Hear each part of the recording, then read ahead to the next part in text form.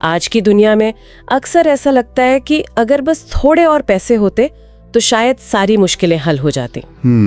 लेकिन क्या पैसे की कमी ही असली प्रॉब्लम है या ये सिर्फ एक लक्षण है किसी और गहरी कमी का? सही सवाल है।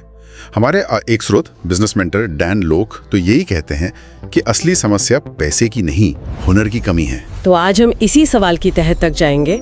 2026 और उसके बाद की दुनिया में कामयाब होने के लिए कौन से स्किल्स, कौन से हुनर सबसे जरूरी हैं? और इसे समझने के लिए हमारे पास 3 बहुत ही कमाल के नजरिए हैं। हाँ, पहले है डैन लॉक, जो अमीर बनने के लिए 7 स्किल्स का एक पूरा खाका खींचते हैं। फिर है युवा एंटरप्रेन्योर और एआई गुरु ईशान शर्मा। वो बताते हैं कि अगर उन्हें आज 0 से शुरू करना पड़े तो वो कौन सी 7 स्किल सीखेंगे। और तीसरे हैं हमारे जाने माने एंटरप्रेन्योर अंकुर वारिकू, जो आज के दौर में करियर को नए सिरे से बनाने और टेक्नोलॉजी के रोल पर अपनी राय रखते हैं। तो हमारा मकसद है इन सभी विचारों को मिलाकर एक नक्शा तैयार करना। बिल्कुल, ये समझना कि करियर में आगे बढ़ने और आर्थिक रूप से मजबूत होने के लिए कौन से हुनर वाकई में आज सबसे ज्यादा मायने रखते हैं। चलिए इस गुत्थी को सुलझाना शुरू करते हैं। तो एक बात जो इन तीनों एक्सपर्ट्स के लिस्ट में कॉमन है और जिस पर कोई बहस ही नहीं है, वो है कम्युनिकेशन, मतलब बातचीत की कला। हाँ, डैन लोग तो इसे क्लोजिंग स्किल कहते हैं और अपनी लिस्ट में सबसे ऊपर रखते हैं। और ईशान शर्मा और अंकुर वारिकू भी पब्लिक स्पीकिंग पर बहुत जोर देते हैं। और ये दिलचस्प इसलिए है क्योंकि ये कोई नई फैंसी स्किल नहीं है, ये तो सबसे बुनियादी मतलब एक इंसानी हुनर है। सही बात है। डैन लोग का जो क्लोजिंग स्किल का कॉन्सेप्ट है ना, वो बहुत गहरा है। ज्यादातर लोग इसे सिर्फ सेल्स से जोड़ते हैं, यानी ग्राहक को कुछ बेचना। हाँ, मुझे भी यही लगा था। लेकिन वो कहते हैं कि आप हर बातचीत में कुछ ना कुछ क्लोज कर रहे होते हैं। मतलब इसे थोड़ा और आसान करते हैं। क्या ये सिर्फ सेल्स पर्सन के लिए है? नहीं, बिल्कुल नहीं। सोचिए, जब आप अपने सप्लायर से बेहतर डील के लिए मोल भाव कर रहे हैं तो आप एक डील क्लोज कर रहे हैं। अच्छा। जब आप अपनी टीम को किसी मुश्किल प्रोजेक्ट के लिए मोटिवेट कर रहे हैं तो आप उन्हें अपने विजन पर क्लोज कर रहे हैं। यहाँ तक कि जब आप अपने बच्चों को होमवर्क करने के लिए मना रहे हैं, वो भी एक तरह की क्लोजिंग ही है। ये अपनी बात मनवाने का हुनर है जो हर जगह काम आता है।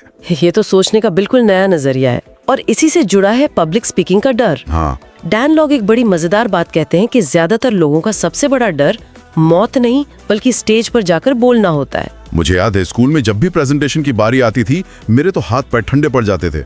अरे हम सब उस दौर से गुजरे हैं। लेकिन लोग कहते हैं कि स्टीव जॉब्स से लेकर वॉरेन बफे तक हर बड़ा लीडर एक बेहतरीन पब्लिक स्पीकर होता है। वो अपनी बात को लोगों तक पहुंचाना जानता है। बिल्कुल। ईशान शर्मा का तो करियर ही इसी स्किल पर बना है। वो खुद बताते हैं कि उन्होंने कॉलेजों में मुफ्त में बोलना शुरू किया और वहीं से उन्हें कॉर्पोरेट वर्कशॉप्स के मौके मिलने लगे। अच्छा। हाँ, और आज उनकी कमाई का एक बड़ा हिस्सा वहीं से आता है। ये स्किल आपको उस भीड़ से अलग करती है जो अपने आइडियाज को बस मन में ही रखती है। लेकिन कम्युनिकेशन सिर्फ बोलना तो नहीं है, है ना? लिखने का क्या? हम सब तो रील्स और शॉर्ट्स के जमाने में जी रहे हैं। कौन पढ़ता है आजकल? मुझे भी यही लगता था, सच कहूं तो। लेकिन ईशान शर्मा एक हैरान करने वाला आंकड़ा देते हैं। वो कहते हैं कि इंटरनेट की लगभग आधी ऑडियंस आज भी ब्लॉग, आर्टिकल और किताबें पढ़ रही है। आधी ऑडियंस? ये तो बहुत ज्यादा है ना? इसलिए लिखने की कला आज भी बेहद शक्तिशाली है। डैन लॉक इसे कॉपीराइटिंग कहते हैं, यानी अपनी लिखावट से लोगों को अपनी बात मनवाने का हुनर। अच्छा, तो ये स्कूल वाले निबंध लिखने जैसा नहीं है, मतलब गाय पर निबंध लिखो टाइप? नहीं, बिल्कुल नहीं। ये वो कला है जिससे आप एक असरदार ईमेल लिखते हैं, एक सोशल मीडिया पोस्ट बनाते हैं जो लोगों को एंगेज करे, या अपनी वेबसाइट पर ऐसा कुछ लिखते हैं जिससे पढ़कर कोई आपका प्रोडक्ट खरीदने पर मजबूर हो जाए। और ईशान शर्मा वो इसे कैसे देखते हैं? ईशान शर्मा इसे पर्सनल ब्रांड बनाने से जुड़ते हैं। उनका मानना है कि जब आप लिखते हैं तो आपके खुद के विचार भी साफ होते हैं। आप क्या सोचते हैं ये आपको भी बेहतर समझ आने लगता है। तो मतलब बातचीत की कला, बोलना और लिखना, ये तो एक तरह से नींव है। ये हमेशा से जरूरी थी और आज भी है। लेकिन खास तौर पे 2026 के लिए क्या नया है? यहीं पर शायद यहीं पर टेक्नोलॉजी का रोल आता है। बिल्कुल। जिसकी बात ईशान और अंकुर वारिकू दोनों ही करते हैं। हाँ, और यहाँ अंकुर वारिकू का नजरिया बहुत पावरफुल है। वो ये नहीं कहते कि आप कोडिंग सीखो या कोई खास सॉफ्टवेयर सीखो। उनका मुख्य विचार है आप जो भी करते हैं उस स्किल को टेक्नोलॉजी से जोड़ना सीखें। अच्छा। आप मैन्युफैक्चरिंग में हैं तो सोचें कि ये टेक्नोलॉजी प्रोसेस को कैसे बेहतर बना सकती है। आप एक थेरेपिस्ट हैं तो सोचें कि टेक्नोलॉजी के जरिए आप ज्यादा लोगों तक कैसे पहुंच सकते हैं। ये एक माइंडसेट की बात है। ठीक है, ये एक बड़ा आइडिया है। लेकिन इसके कुछ ठोस मतलब प्रैक्टिकल उदाहरण है? ईशान शर्मा की लिस्ट में शायद कुछ ऐसी स्किल्स थी। हाँ, ईशान इसे बहुत प्रैक्टिकल बना देते हैं। पहली स्किल जो वो बताते हैं वो है वीडियो एडिटिंग। Video editing? हाँ, वो इसे 26 में पर्सनल ब्रांड बनाने के लिए सबसे जरूरी स्किल मानते हैं। आज के दौर में लोगों का ध्यान खींचने का सबसे अच्छा तरीका वीडियो ही है। ये तो है। और अच्छी बात यह है कि आपको बहुत ज्यादा टेक्निकल होने की जरूरत नहीं है। फाइनल कट प्रो या प्रीमियर प्रो जैसे टूल्स आज हैं, कल बदल जाएंगे, लेकिन कहानी कहने के मूल सिद्धांत वो वहीं रहते हैं। एग्जैक्टली।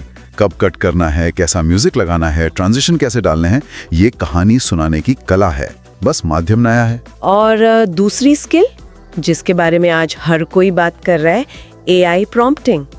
एक मिनट, क्या ये वाकई एक स्किल है? मुझे तो लगता था कि AI इस्तेमाल करना गूगल सर्च करने जैसा है, कोई भी कर सकता है, इसमें खास क्या है? यही तो सबसे बड़ा मिसकंसेप्शन है और ईशान शर्मा इसी पर जोर देते हैं। गूगल पर आप सवाल पूछते हैं, लेकिन AI प्रॉम्प्टिंग में आप AI को निर्देश देते हैं, उसे एक रोल देते हैं, उसे काम करने का तरीका बताते हैं। अच्छा। हाँ, ईशान इसके लिए एक टेम्पलेट भी देते हैं, RTCRO। RTCRO ये क्या है? इसका मतलब है role, task, context, approach, output.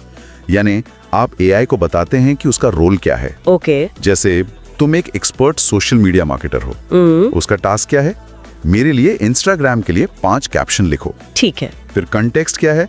मेरा ब्रांड सस्टेनेबल क्लोथिंग के बारे में है और टारगेट ऑडियंस 18-25 साल के युवा हैं। अप्रोच क्या होनी चाहिए? टोन मजेदार और कैजुअल रखो। और आखिर में आपको आउटपुट किस फॉर्मेट में चाहिए, इसे एक टेबल में दो। अच्छा। जब आप AI को इतनी स्पष्टता से निर्देश देते हैं तो वो आपको कचरा नहीं बल्कि सोना देता है। ये गूगल सर्च से बहुत आगे की चीज है। वाह, ये तो गेम चेंजर है। लेकिन यहाँ अंकुर वारिको की एक चेतावनी भी है ना? हाँ। वो कहते हैं कि AI से मिलने वाला ये फायदा बहुत थोड़े समय के लिए है। बिल्कुल सही। वो कहते हैं ये 1-2 साल की एक छोटी सी खिड़की है, जिसके बाद ये इतना आम हो जाएगा कि कोई खास फायदा नहीं रहेगा। और ईशान की एक बात इस चेतावनी को और मजबूत करती है। कौन सी? वो कहते हैं कि अब उनके माता पिता भी सवाल पूछने के लिए गूगल की जगह ChatGPT का इस्तेमाल कर रहे हैं। हाँ, जब कोई टेक्नोलॉजी इतनी तेजी से घर घर पहुंच रही हो तो इसका मतलब है कि सिर्फ उसे इस्तेमाल करना जानना काफी नहीं होगा, आपको उसे महारत से इस्तेमाल करना सीखना होगा, और वो भी जल्दी। ठीक है, तो हमारे पास कम्युनिकेशन स्किल्स है और टेक्नोलॉजी के नए टूल्स भी, लेकिन इन सब चीजों में इतना वक्त लग सकता है कि असल काम पीछे छूट जाए। इन सबको मैनेज कैसे करें? आपने बिल्कुल सही नस पकड़ी है, और यहीं पर हमारे स्रोत एक अलग तरह के हुनर की बात करते हैं, मैनेजमेंट स्किल्स। और डैन लॉक यहाँ एक बहुत बड़ा फर्क बताते हैं। वो टाइम मैनेजमेंट की बात नहीं करते, वो प्रायोरिटी मैनेजमेंट की बात करते हैं। Priority management? हाँ, उनका तर्क बहुत सीधा है। आपके पास, मेरे पास या बिल गेट्स के पास, सबके पास दिन में 24 घंटे ही होते हैं। आप समय को मैनेज नहीं कर सकते, वो तो चलता रहेगा। आप सिर्फ अपनी प्राथमिकताओं को मैनेज कर सकते हैं। ये मिनिमम वेज एक्टिविटीज वाला कॉन्सेप्ट क्या है उनका? डैन लोग कहते हैं कि अमीर लोग उन कामों पर फोकस करते हैं जो उनके लक्ष्यों को सबसे तेजी से आगे बढ़ाते हैं, यानी हाई वैल्यू एक्टिविटीज। ठीक है। और वो उन कामों को जिन्हें वो मिनिमम वेज एक्टिविटीज कहते हैं किसी और को सौंप देते हैं, जैसे ईमेल का जवाब देना, अपॉइंटमेंट सेट करना या डेटा एंट्री करना। और आज के दौर में ये मुमकिन भी है? बिल्कुल। पहले तो ये सिर्फ बड़े CEOs के लिए मुमकिन था, लेकिन आज अपवर्क या फाइवर जैसे प्लेटफॉर्म्स की वजह से कोई भी अपने छोटे मोटे काम आउटसोर्स कर सकता है। असली हुनर ये पहचानने में है कि आपका समय कहाँ लगना चाहिए। पैसे की समझ या फाइनेंशियल लिटरेसी भी इसी से जुड़ा है ना? ईशान शर्मा और डैन लोग दोनों इस पर जोर देते हैं। हाँ, डैन लोग इसे पैसे की भाषा कहते हैं। जैसे स्कूल में रिपोर्ट कार्ड आपकी परफॉर्मेंस बताता है, वैसे ही बिजनेस में बैलेंस शीट और इनकम स्टेटमेंट। वो आपकी कंपनी की सेहत बताते हैं। बिल्कुल। उन्हें पढ़ना और समझना आपको बताता है कि आप पैसा कहाँ बना रहे हैं और कहाँ गवा रहे हैं। और ईशान शर्मा इसे और भी प्रैक्टिकल बना देते हैं। वो सिर्फ निवेश की बड़ी बड़ी बातें नहीं कर रहे हैं। नहीं, वो बात कर रहे हैं कि क्रेडिट कार्ड का सही इस्तेमाल कैसे करें ताकि आप रिवॉर्ड पॉइंट्स कमा सकें, ना कि कर्ज में डूबें। वो नो कॉस्ट EMI के जाल के बारे में बताते हैं, जो असल में कभी नो कॉस्ट नहीं होती। कभी नहीं होती। ये रोजमर्रा की जिंदगी की पैसे की समझ है। सही है। लेकिन इन सभी बाहरी स्किल्स के नीचे एक सबसे जरूरी परत है जिसके बिना सब कुछ अधूरा है, वो है माइंडसेट। माइंडसेट। डैन लॉक इसे सभी स्किल्स में सबसे महत्वपूर्ण बताते हैं। आप दुनिया के सबसे अच्छे कम्युनिकेटर हो सकते हैं, लेकिन अगर आप रिजेक्शन के डर से किसी को फोन ही नहीं करते तो आपकी स्किल किस काम की? सही बात है। अपनी भावनाओं को, निराशा, डर, ईर्ष्या, सीमित विश्वास, इन सबको मैनेज करना सबसे बड़ा हुनर है। अंकुर वारिकू का नजरिया भी इसी से जुड़ा है, लेकिन वो एक्शन पर बहुत जोर देते हैं। मुझे उनकी ये बात बहुत अच्छी लगी कि सही रास्ते की तलाश में समय बर्बाद मत करो, बस चलना शुरू कर दो। बिल्कुल, उनका मानना है कि रास्ता चलने के बाद ही पता चलता है कि वो सही था या नहीं, और यही वो हारने और हार मानने में एक बहुत जरूरी फर्क बताते हैं। एक रेस में पीछे रह जाना हारना है, जो ठीक है, लेकिन रेस को बीच में ही छोड़ देना हार मानना है। वो कहते हैं कि वो अपनी जिंदगी में हारे बहुत बार हैं, पर उन्होंने हार कभी नहीं मानी। ये लचीलापन या रेजिलियंस ही असली माइंडसेट है। और उनकी एक बात आज के सोशल मीडिया के दौर में बहुत जरूरी है, किसी के जीतने की वजह से ये निश्चित नहीं है कि आप हार गए हैं। हाँ, ये बहुत पावरफुल है। हम लगातार दूसरों से अपनी तुलना करते रहते हैं और सोचते हैं कि वो जीत गया तो मैं हार गया, जबकि जिंदगी कोई जीरो सम गेम नहीं है। हाँ। सबकी अपनी अपनी रेस है, अपनी अपनी टाइमलाइन है। टेक्नोलॉजी और मैनेजमेंट की बात की, ये सब कुछ हासिल करने, करियर बनाने, पैसा कमाने के बारे में है, लेकिन यहाँ पर ईशान शर्मा एक ऐसी स्किल की बात करते हैं जो शायद इन सबसे ज्यादा जरूरी है, लेकिन जिसकी बात अक्सर नहीं होती। हाँ, और ये दिखाता है कि सफलता की परिभाषा अब बदल रही है। ईशान शर्मा सेल्फ केयर को एक स्किल के तौर पर पेश करते हैं। सेल्फ केयर एक स्किल के तौर पे? हाँ, वो एक बहुत ही सीधा सवाल पूछते हैं, और सफलता का क्या मतलब है अगर आप दुखी, थके हुए और अनहेल्दी हैं। लेकिन क्या फैशन जैसी चीज सच में एक स्किल है? ये थोड़ा अजीब नहीं लगता? पहली बार सुनने में लग सकता है, लेकिन उनके तर्क में दम है। वो कहते हैं पहला इंप्रेशन आखिरी होता है। आप कैसे दिखते हैं, कैसे कपड़े पहनते हैं, ये आपके बारे में बिना कुछ कहे बहुत कुछ कह जाता है। ये तो है। और ये सिर्फ दूसरों के लिए नहीं है।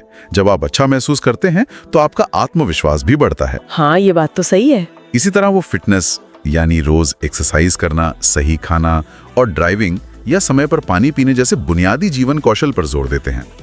वो कहते हैं कि आपके 20s की आदतें आपके 30s और 40s की सेहत और खुशी की नींव रखती हैं। ये बात अंकुर वारिकू की अंतिम सलाह से बिल्कुल जुड़ती है, जो इन सभी स्किल्स को एक धागे में पिरो देती है। बिल्कुल, वारिकू का पूरा दर्शन ही जीवन भर सीखने यानी लाइफ लॉन्ग लर्निंग पर टिका है। वो कहते हैं कि सबसे जरूरी निवेश वो है जो आप अपनी ग्रोथ पर करते हैं, जिंदगी भर एक छात्र बने रहना। हमारा एजुकेशन सिस्टम तो इसका उल्टा सिखाता है। हाँ, वो हमें सिखाता है कि एक उम्र में पढ़ाई खत्म हो जाती है और फिर काम शुरू होता है। वारिकू इस विचार को पूरी तरह से खारिज करते हैं। उनका मानना है कि सीखना कभी बंद नहीं होना चाहिए, खासकर आज की दुनिया में जहां हर 2 साल में सब कुछ बदल जाता है। लेकिन शुरू करना बहुत मुश्किल हो सकता है। कोई भी नई चीज सीखना थोड़ा डरावना लगता है, और इसीलिए वारिकू इसे सीखने का एक बहुत ही प्रैक्टिकल और कम जोखिम वाला रास्ता बताते हैं। वो क्या है? वो कहते हैं पहले उस टॉपिक पर YouTube वीडियो से मुफ्त में सीखना शुरू करो। देखो कि आपको उसमें मजा भी आ रहा है या नहीं। अगर जवाब हाँ है तो अगला कदम लो। कोर्सेरा या यूडेमी जैसे प्लेटफॉर्म पर कोई सस्ता 2-3 हज़ार का कोर्स करो।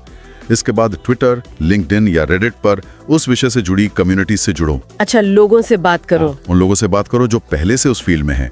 और जब आपको पूरा यकीन हो जाए कि आप इसी दिशा में आगे बढ़ना चाहते हैं, तब कोई महंगा व्यवस्थित कोर्स करो। इस तरह आप बिना बड़ा रिस्क लिए कोई भी नया हुनर सीख सकते हैं। तो आज की इस पूरी चर्चा को अगर समेटें तो 4 मुख्य बातें निकल कर आती हैं। पहला, बातचीत की कला में महारत हासिल करें।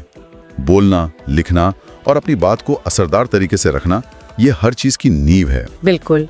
दूसरा, टेक्नोलॉजी को अपना दोस्त बनाएं। सिर्फ इस्तेमाल न करें, बल्कि AI प्रॉम्प्टिंग और वीडियो एडिटिंग जैसे टूल्स में महारत हासिल करने की कोशिश करें। सही है। तीसरा, अपनी प्राथमिकताओं, अपने पैसों और सबसे जरूरी अपनी मानसिकता को मैनेज करना सीखें। और जैसा अंकुर वारिकू कहते हैं, एक्शन लेने से कभी न डरें। और आखिर में, इस पूरी भागदौड़ में खुद को न भूलें। अपना ख्याल रखना और सीखना कभी बंद न करें, क्योंकि लंबी रेस में यही चीजें सबसे ज्यादा मायने रखती हैं। बिल्कुल।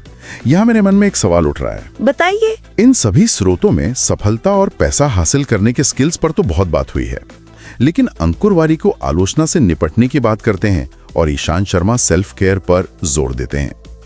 यह एक जरूरी सवाल खड़ा करता है। सफलता सिर्फ पाने के लिए नहीं, बल्कि उसे मानसिक और भावनात्मक रूप से बनाए रखने के लिए कौन से स्किल जरूरी हैं? खासकर आज की इस हाइपर कनेक्टेड दुनिया में, जहां हर पल तुलना और ऑनलाइन दबाव बना रहता है। महत्वाकांक्षी रहते हुए भी संतुष्ट रहने का हुनर क्या है? ये शायद हमारी अगली गहरी बातचीत का विषय हो सकता है।